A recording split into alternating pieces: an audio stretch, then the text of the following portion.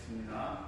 다시 보실 말씀은 출애굽기 24장 1에서 8절까지 말씀입니다.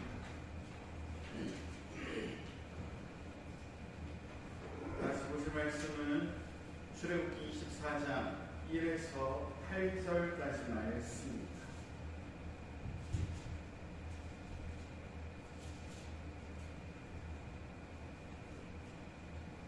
출애굽기 24장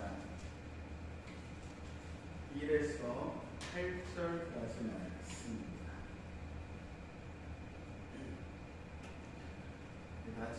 수고내면 앞에 화면 참조하시면 되겠고요. 다 찾으신 줄 알고 믿음으로 합독하도록 하겠습니다. 또 모세에게 이르시되 너는 아론과 나답과 아비후와 이스라엘 장로 70인과 함께 여호와에게로 올라와 멀리서 경배하고 너 모세만 여호와에게 가까이 나아오고 그들은 가까이 나아오지 말며 백성은 너와 함께 올라오지 말지니라. 모세가 와서 여호와의 모든 말씀과 그 모든 율례를 백성에게 고하니 그들이 한 소리로 응답하여 가로되 여호와의 명하신 모든 말씀을 우리가 준행하리이다. 모세가 여호와의 모든 말씀을 기록하고 이를 마시되 일어나 산 아래 관을 쌓고 이스라엘 12지파대로 12기둥을 세우고 이스라엘 자손의 청년들을 보내어 번제와 소 화목제를 여호와께 드리게 하고 모세가 피를 취하여 반은 여러 양푼에 담고 반은 잔에 뿌리고 언약서를 가져 백성에게 낭독하여 들리매 그들이 가로되 여호와의 모든 말씀을 우리가 준행하리이다. 모세가 그 피를 취하여 백성에게 뿌려 가로되 이는 여호와께서 이 모든 말씀에 대하여 너희와 세우신 언약의 피니라. 모세와 아론과 나답과 아비후와 아멘. 우리 축복송 하겠습니다.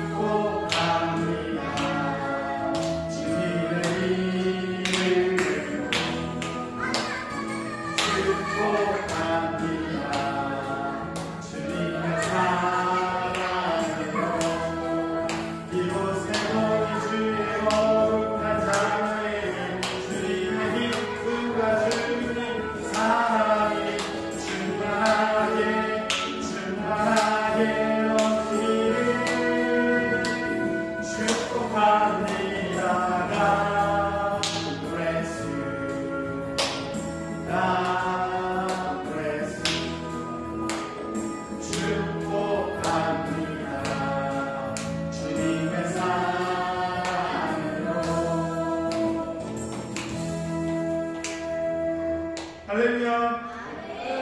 아멘. 주님 하며 축복합니다. 우리 좌우 형제자매님들을 향해서 축복하며 인사했으면 좋겠습니다. 당신은 하나님의 선물입니다. 당신은 하나님의 은혜입니다. 당신은 하나님의 기쁨입니다. 보시기에 참 아름답습니다. 할렐루야. 시온이는 이제 올라가 있어요. 우리 가정중앙교회는 자유와 평안이 넘치는 아름다운 교회입니다. 가정중앙교회가 이제 선지도 횟수로 7년이 넘었습니다. 참 시간이 빠른 것 같고 올 12월이 되면 창립 6주년이 되는 거죠. 너무 빠른 것 같고 감사한 것 같은데 늘 말하지만 교회가 개척하고 2년을 넘기기가 참 어렵다고 하는 이 시기에 우리 교회는 벌써 7년이 됐으니 참으로 감사한 일이 아닌가 싶습니다. 항상 왜 몇 년인지를 바로 알 수 있냐면 우리 시원이가 우리 전도사님 뱃속에서 있을 때 교회를 개척했습니다. 그래서 그 천년도 때 생각하면 참 시간이 빠르고 대단한 것 같은데 5월 첫째 주에 제가 내려왔어요. 5월 첫째 주에 내려왔는데 살 집이 없어서 임신한 우리 전도사님은 우리 송원자 집사님 댁에 얹혀서 한 달 살고 저는 교회 이제 쇼파에서 한 달 살면서 이삿짐 내려올 때를 기다렸던 게 어제 같습니다. 참 모든 게 주님 꿈만 갖고 참 감사한데 그렇게 할 수 있었던 아주 핵심적인 사건이 하나 있었습니다. 그건 뭐냐면 결혼이에요. 결혼. 다들 저희 결혼식 때 오셨나요? 순서 왔잖아. 순서는 맞나요? 나머지 분들은 다 어디 가셨습니까? 그 결혼식 때 왜 안 오셨어요? 그 결혼식이 이제 곧 그 결혼 기념일이 곧 다가오거든요. 10월 27일인데 10월 27일 그 날이 참 인상 깊었던 게 비가 좀 왔습니다. 근데 그때가 비가 와서 낙엽이 이제 다 떨어지는 토요일이었거든요. 그때 성남에서 버스를 2대를 대절했습니다. 식구들이 다 걱정해서 야 2대면 너무 빈자리가 많은 거 아니냐 그랬었는데 실상 사람들이 다 왔는데 버스 2대가 차고 모자라서 다시 교회차로 다시 들어가서 왔습니다. 참 감사했는데 문제는 이제 여기서 나타나는 거죠. 낙엽 보러 낙엽놀이 하러 온 사람들이 너무 많아갖고 고속도로가 꽉 막혔어요.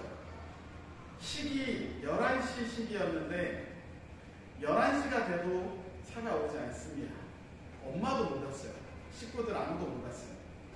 화촉점화를 평생에 한 10번 봤을까 말까 이모가 대신했습니다. 이모가 대신하고 그때 돌아가신 왕 목사님이 주례 보시고 다 하셨는데 식이 거의 끝날 때쯤 도착해갖고 사진은 다 찍었어요. 그런 결혼식을 보냈습니다.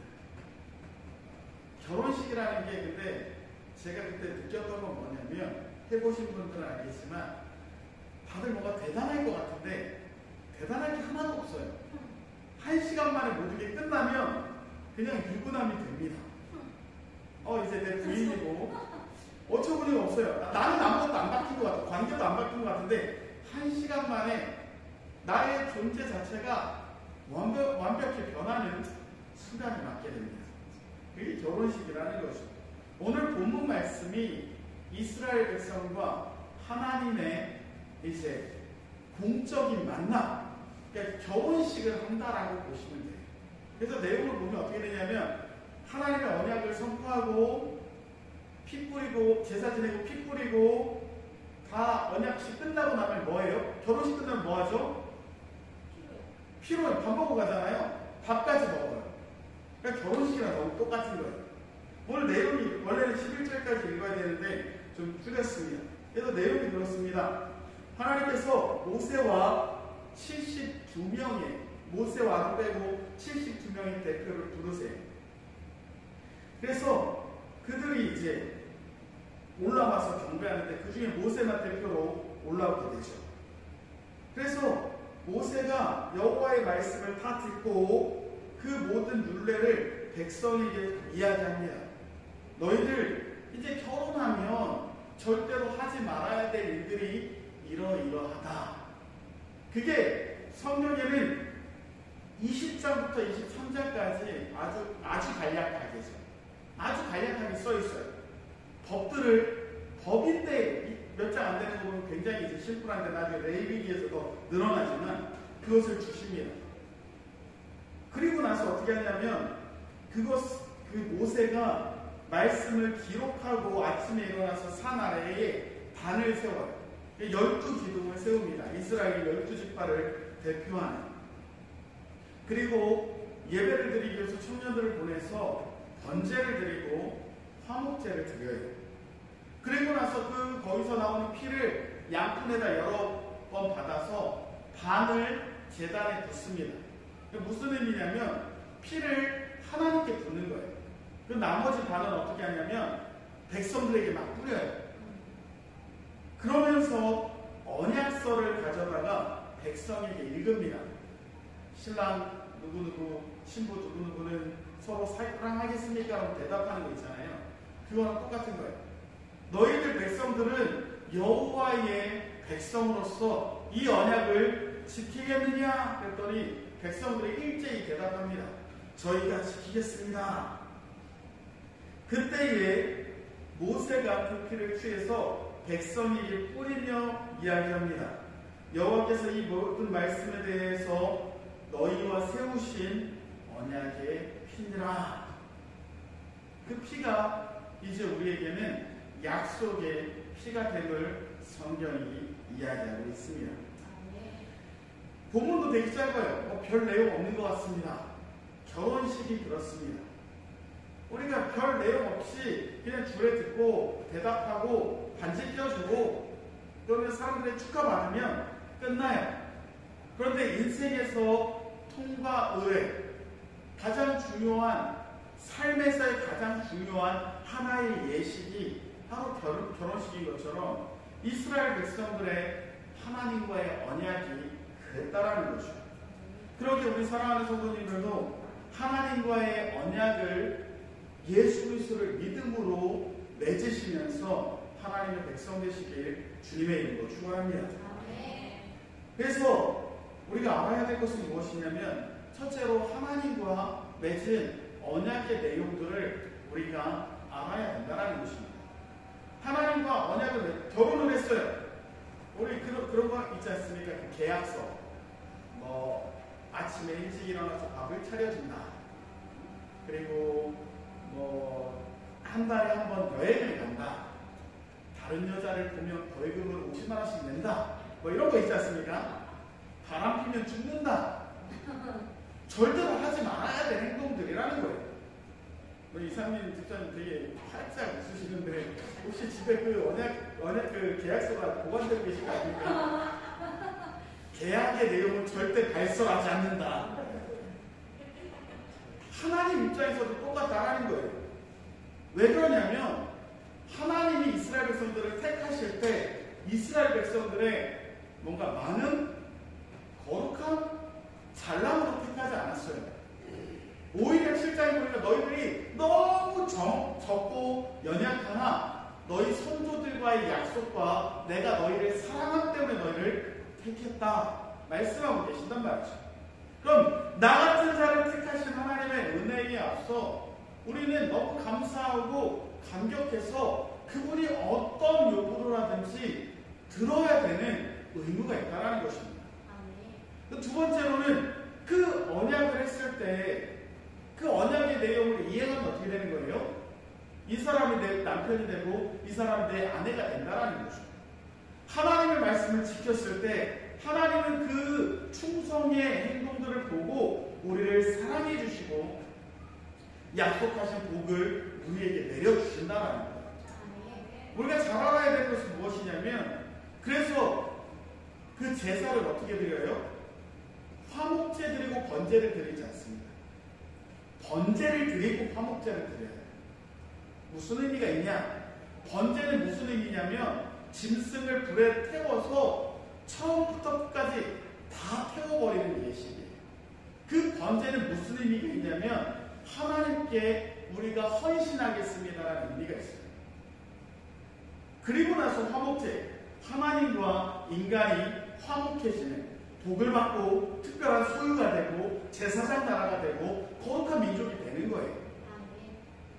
우리의 하나님에 대한 충성과 하나님의 섬김 없이 하나님께 그냥 복을 받기를 원하는 정말 도둑놈 신부가 요즘은 너무 많아요. 그러니까 교회에서 다들 뭐하고 있습니까? 기도할 때 주님 이거 주세요, 이거 주세요, 이거 필요해, 이거 해주세요 라고 기도는 하는데 진정 주님께 예배하는 자, 진정 주님께 헌신하는 자는 요즘 복이 너무 어렵다는 겁니다. 우리 장로님 권사님 젊으셨을 때만 해도 교회들이 어땠습니까? 신앙생활을 하면요 정말 하나님께 충성을 다해서 어떻게든지 주님을 섬기려고 노력했던 게 과거의 모습이라면 요즘은 교회들이 어떻게 변했냐면 우리 교회 말고 좀 세상 교회들은 하여간에 그런 교회들은 성도님들이 서비스 받으려고 해요. 서비스 1시간 투자하고 헌금 얼마 내고 구원 사고 거기서 주는 거 서비스 받고 그게 교회의 본질이 아닙니다. 교회의 본질은요 말씀과 교제와 섬김에 있어요. 제가 늘상 말하지만 우리 교회는 넘치는 게 뭡니까? 교제는 넘쳐요. 그러니까 이제 뭐만 채우시면 돼요? 섬김만 채우시면 된다. 나의 삶을 주 앞에 번제로 드리는 믿음 있는 성도님들 되시길 주님의 이름으로 축원합니다. 그렇게 했을 때 하나님이 우리를 다스려 주시면서 보호하시고 복을 내주시고 은혜를 주시는 거예요. 그냥 내 것만 솔랑 챙기고 내 제 것만 누리고 교제만 하고 그냥 집에 가서는 안 되고 하시고 주님을 어쨌든 어떤 모양 어떤 모습으로든 주님을 섬기시길 다시 한번 주님의 이름으로 축원합니다. 그리고 나서 어떻게 하냐면 피를 뿌려요. 하나님께 반 뿌리고 백성들에게 반 뿌려요. 그 피를 모세만 받지 않습니다. 어떤 특정한 집단만 받는 게 아니라 모든 백성에게 막 뿌려요. 여기에 피의 의미가 있다는 거죠. 첫째로 그 피는 어떤 피냐면 정결케 하는 피. 어떤 피라고요? 정결케 하는 피. 피는요 생명을 나타냅니다. 그러니까 죄를 씻기 위해서 뭐가 필요하냐면 피가 필요해요. 그래서 히브리서에 보니까 뭐라고 써 있습니까? 피 흘림이 없이는 사함이 없다고 써 있어요. 그러니까 피가 흐르면 그 피의 생명의 대가로 죄인의 죄가 사라지게 된다는 거죠. 그러기에 우리는 첫째로 어떻게 해야 됩니까? 그 피 뿌림을 받아서 정결한 자가 되어야 된다는 거죠. 우리 사랑하는 가정중학교의 성도님들은 예수 그리스도의 피 뿌림을 받아서 정결한 자 되시길 주님의 이름으로 축원합니다.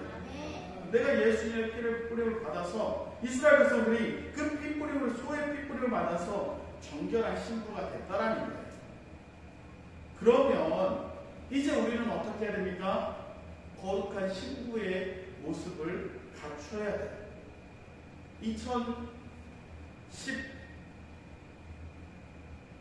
2012년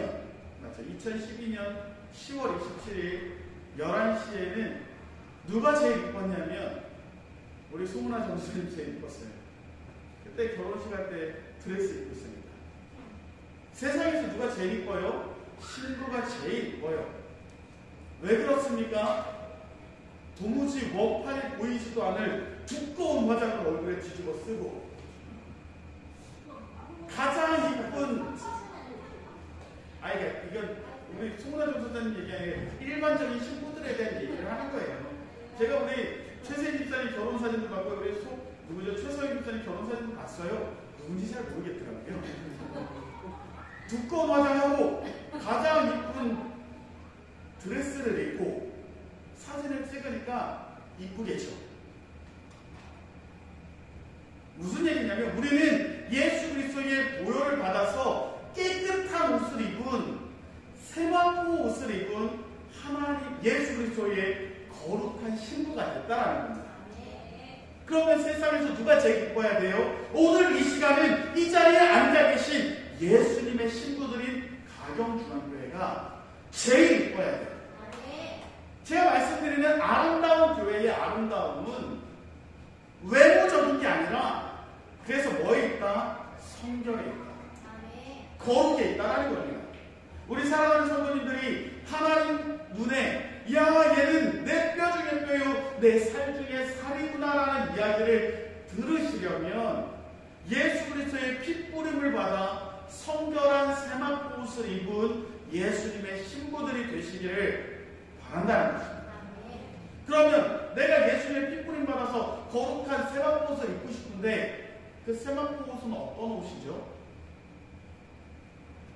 요한계시록 19장 6, 7, 8절 보니까 뭐라고 써있냐면 하나님께서 그에게 허락하사 빛나고 깨끗한 세마포 옷을 입게 하셨으니 세마포 옷은 성도들의 옳은 행실이다. 내가 예수를 믿었어요. 예수님의 핏부림을 받았어요.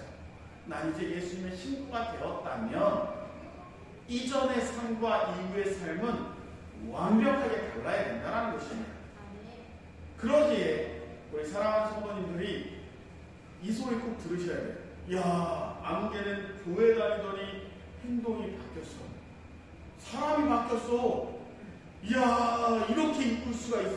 이렇게 착할 수가 있어. 라는 얘기를 들으셔야 돼요. 그건 내가 착해서 듣는 얘기가 아닙니다. 예수님이, 하나님이 계약 종강에 그 써놨으니까 그걸 벗어나지 않으려고 살면 그런 이야기를 듣는다는 거예요. 하나님의 명령 따라서 살아가 보십시오. 누가 악하다는 소리를 듣겠습니까? 하나님의 말씀을 지키려고 몸부림쳐 보십시오. 하나님이 이쁘다 하기 전에 세상 사람들의 입에 먼저 칭송을 받는 믿음의 백성이 될 줄 믿습니다. 그러기에 거룩함을 옷 입으시고 나의 더러운 예수께로 씻으시며 선한 삶을 사셔야 된다는 것입니다. 두 번째로 피 뿌릴 때 그 피를 어떻게 했냐면 누구 한 명 뿌린 게 아니라 다 뿌렸어요. 다. 이건 무슨 얘기냐면 하나님과 언약할 때는 어떤 특정한 사람과 언약하지 않는다라는 겁니다. 모든 개인과 하나님이 직접 언약을 맺어주신 거예요. 교회 와서 목사만 언약 맺는 것이 아닙니다.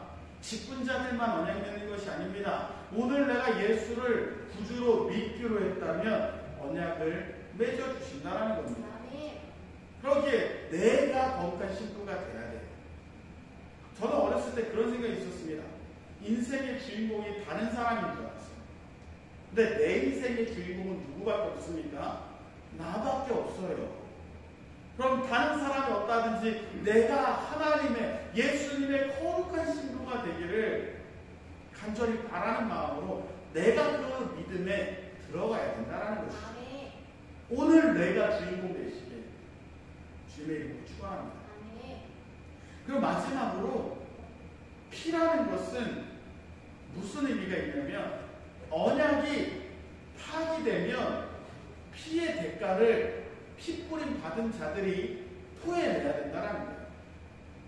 하나님이 언약을 어기시겠습니까? 하나님은 언약을 어기지 않으세요.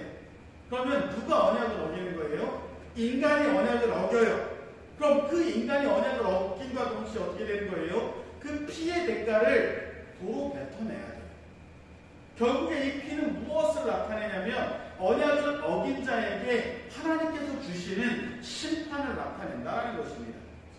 이스라엘 백성들은 그 언약을 맺을 때 하나님께 뭐라고 그랬어요? 우리가 그 언약 다 지키겠습니다. 하나님은요 지키지 못할 언약을 주시지 않았어요. 그런데 인간은 어떻습니까? 지킬 수도 있지만 그 언약을 다 내팽개쳐버렸어요. 그래서 어저께 제가 예레미야서를 읽는데 너무 무서웠어요. 이스라엘 백성들이 하나님이 굳이 약속의 땅까지 넣어주시고 보호해주시고 온갖 복을 다 주셨는데 그들은 그 복 받아갖고 우상 섬기고 죄된 길로만 막 가는 거예요. 그래서 그들이 멸망을 받는데 예레미야에게 뭐라고 하냐면 예레미야야 너 저들을 위해서 기도하지 마라. 난 그 기도 절대 안 받는다라고까지 얘기를 하십니다.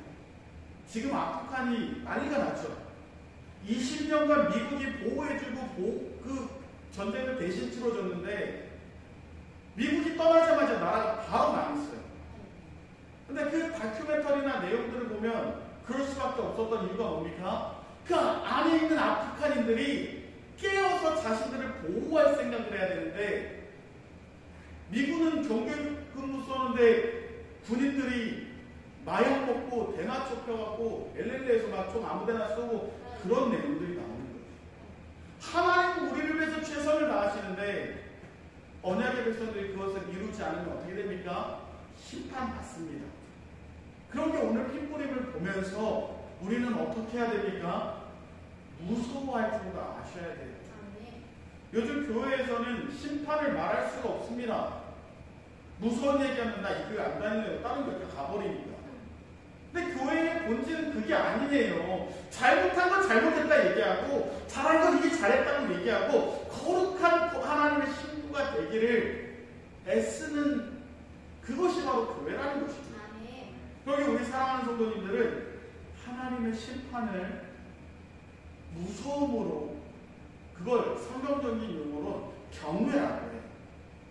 하나님의 백성 아닌 자들은 치시지도 않아요. 잘. 하나님의 백성은 왜 치십니까? 너 좀 돌아오라고. 그렇게 그 핏부림을 두었다라는 것입니다. 말씀을 마치려고 합니다. 핏부림의 세 가지 의미를 얘기했습니다. 첫째는 거룩하기 위해서, 둘째는 개개인이 다 주님의 신부가 되기 위해서, 세 번째는 그 언약을 지키지 않으면 심판하기 위해서. 오늘의 내용들을 우리도 똑같이 겪었어요. 우리는 어떻게 겪었습니까? 내가 예수를 믿으면 예수님이 나의 구주가 되셔서 친히 그 몸에서 흘리신 보배로운 피로 나를 구속하셔서 예수님의 신부가 되게 하셨다라는 겁니다. 그럼 세 가지 의미는 똑같습니다. 예수님의 핏부림 맞은 자는 이제 거룩하게 살아야 할 의무가 있습니다. 예수님의 신부 되시기 바랍니다.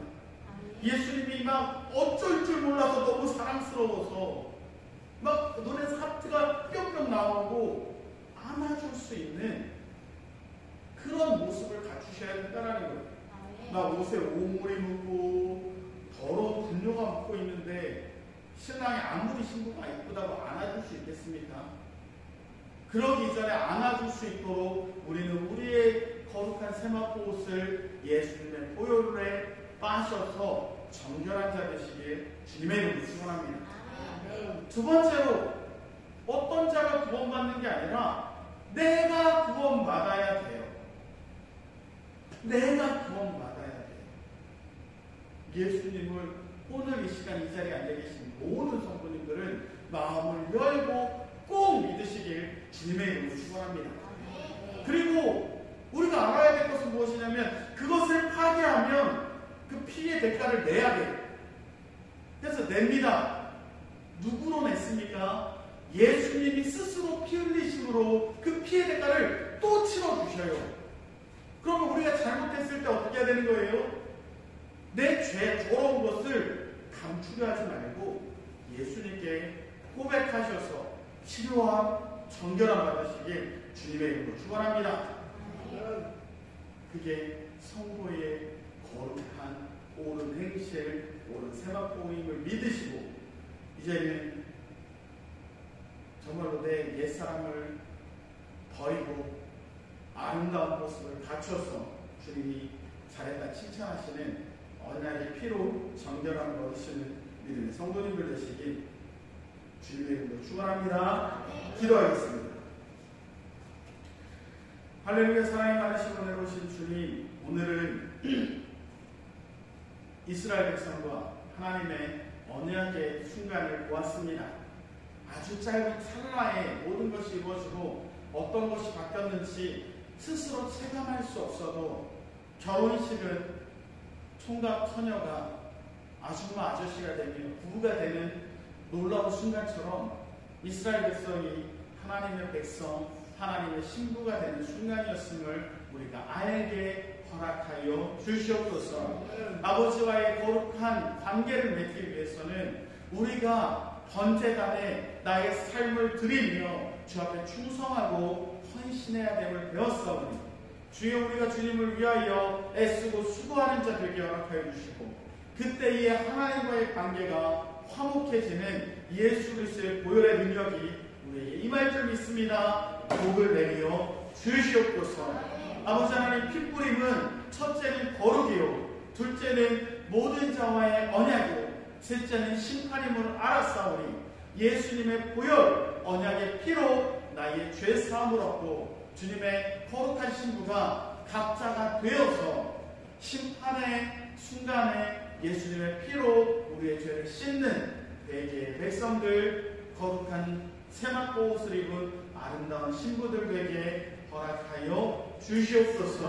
모든 말씀 우리 구주 예수 그리스도 이름 받들어 감사하며 기도 올리옵나이다. 아멘.